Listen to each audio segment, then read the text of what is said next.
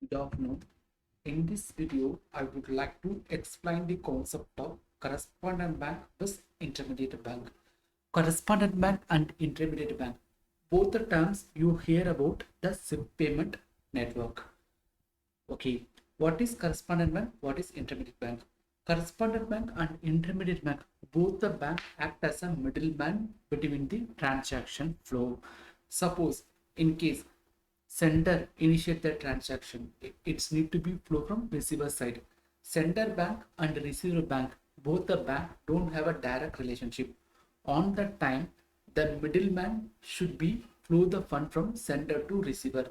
That middleman bank is called correspondent bank and intermediary bank. Both are work as a similar functionality. They act as a middleman and flow the fund from sender to receiver.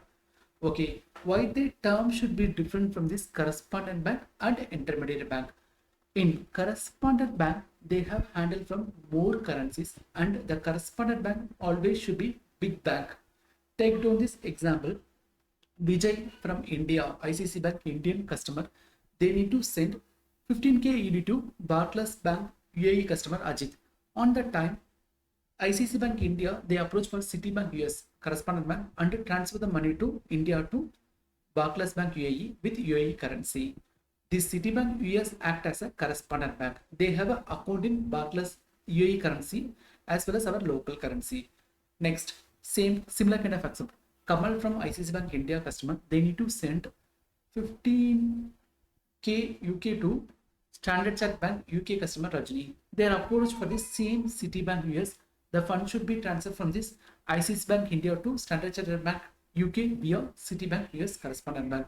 Here, if you see that the correspondent bank Citibank US, they have a handle from the multiple currency. Same Citibank US handle from the UAE currency and the same Citibank US handle from this UK currency. That should be handled from this multiple currency. Always correspondent bank should be handled from this multiple currency. Intermediate bank always handle from the single currency transactions. Mostly the intermediate bank, they have tie up with the small kind of receiver bank. Take down this example, ICICI Bank India, we now need to send 15k bigger chart to GEB Bahrain customer Raj. ICICI Bank India plan to approach Standard Chartered Bank UK and the money should be sent to GEB Bahrain, GEB Gulf Interest Bank Bahrain customer Raj. Here, GEB Bahrain is a small, take note, compare with ICICI Bank and Barclays Bank, the Bahrain, GEB Bank is a small bank. That bank should be tied up with this intermediate bank, SCB UK. Mostly the small clients, they don't have any clearing facility. On the time, they tie up with this intermediate bank. Correspondent bank and intermediate bank both are do the same kind of activity. They flow the fund from one side to sender side to receiver side. They coordination with this payment and deposit accepting, transfer agents and coordinate document to one bank to another bank. They do all the correspondent and interbank, both the bank do the similar kind of activity. Correspondent bank always handle with this several currencies. The multiple currency handling will be happen, but intermediate bank, they always handle from this single currency because intermediate bank tie up with a small domestic bank. So the reason it's always handled from this single currencies.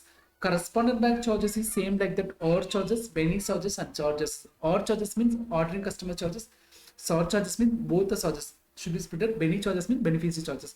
Intermediate agent bank charges also collecting from same kind of or, bin and shaw. Whenever the intermediate bank is there, the domestic bank is there, small to handle international transfer. On the time, the intermediate bank should be used. But correspondent bank always called as a big bank. They can able to handle from this multiple currencies. Thanks for watching this video. Please share your comments.